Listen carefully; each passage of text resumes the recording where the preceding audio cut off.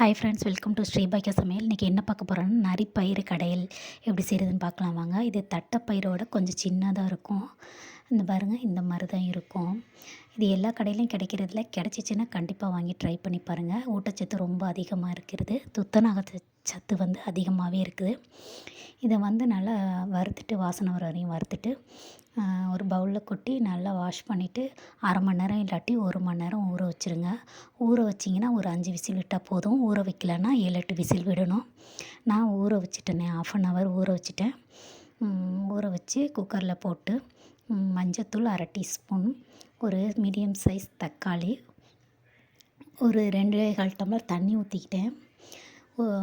6 பல் சின்ன வெங்காயம், 6 பல் பூண்டு போட்டு ஒரு 1/2 டீஸ்பூன் நெய் ஊற்றி குக்கரை போட்டு மூடி ஒரு 5 விசில் விட்டு எடுத்துக்கிட்டேன். ஓப்பன் பண்ணால் பார்த்திங்க, இந்த அளவுக்கு வெந்திருக்கும். இதை மற்ற வச்சு கடையலாம், இல்லாட்டி கரண்டி வச்சு கடையலாம். நான் வச்சு கரண்டியிலே கடைஞ்சிட்டேன். ரொம்ப மசிச்சிடாமல் ஓரளவுக்கு பருப்பு தெரிகிற மாதிரி மசிச்சுக்கோங்க. நல்லா கடைஞ்சி எடுத்துட்டு கடாய் அடுப்பில் வச்சு பாருங்கள், இந்த மாதிரி கடைஞ்சி எடுத்துக்கோங்க. அப்புறம் அடுப்பை பற்ற வச்சு கடாயை அடுப்பில் வச்சு 2 டேபிள் ஸ்பூன் தேங்காய் எண்ணெய் யூஸ் பண்ணிக்கோங்க. தேங்காய் எண்ணெய் யூஸ் பண்ணால் ரொம்பவே நல்லாயிருக்கும் டேஸ்ட்டு. அதில் 1/2 டீஸ்பூன் கடுகு, 1/2 டீஸ்பூன் 1 டீஸ்பூன் உளுந்து, 1/2 டீஸ்பூன் ஜீரகம். காரத்துக்கு தகுந்த மாதிரி நான் ஒரே ஒரு வரமிளகா போட்டிருக்கேன். ஒரு 15 சின்ன வெங்காயம் கட் பண்ணி போட்டிருக்கேன்.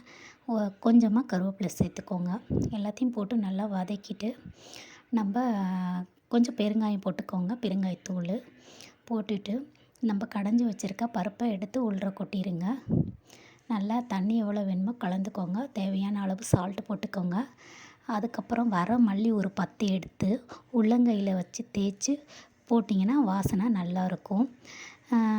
ரொம்பவே டேஸ்ட்டாக இருக்கும். இந்த பயிரை கிடச்சிச்சின்னா வாங்கி கண்டிப்பாக ட்ரை பண்ணி பாருங்கள். இந்த வீடியோ பிடிச்சிச்சின்னா லைக் பண்ணுங்கள், ஷேர் பண்ணுங்கள், சப்ஸ்கிரைப் பண்ணுங்கள். அடுத்த வீடியோவில் பார்க்கலாம். தேங்க்யூ.